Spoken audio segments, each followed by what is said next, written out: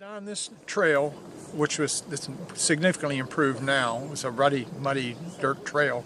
We turned here in the Jeep, and we went up there about 150 or 200 yards, and there were 2 or 3 pickup trucks, 6-passenger four-wheel drive pickup trucks with light-alls, and 10 or 15 cops there.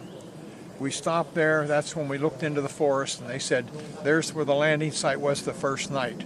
And we went in there. Now you can't do that now because the forest is too thick, but in those days there were tall Corsica pines with a tall canopy, and you could walk underneath very easily and see very clearly. In fact, from here you could see back to the east gate.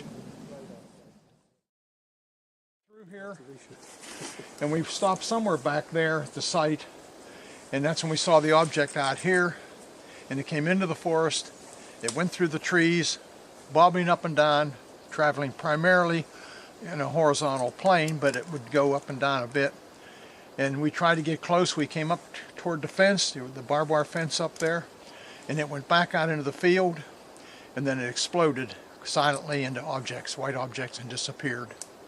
So we went out into the field looking for any residue because it was dripping something that looked like molten metal or sparks were coming off it. We found no evidence. That's when we saw the objects in the sky to the north, and then later the ones to the south that sent down a beam. Down there, yeah, we were down there about 100 yards looking at the farmer's house is over there. If you look at the bottom of the house, there's a big hedgerow, was not there. There's a row of windows top and a row of windows bottom. When the object went out into the field, we could see it reflecting off the windows top and bottom. In fact, so brightly, I was concerned about the people in the farmhouse. I mean, it looked like it was on fire.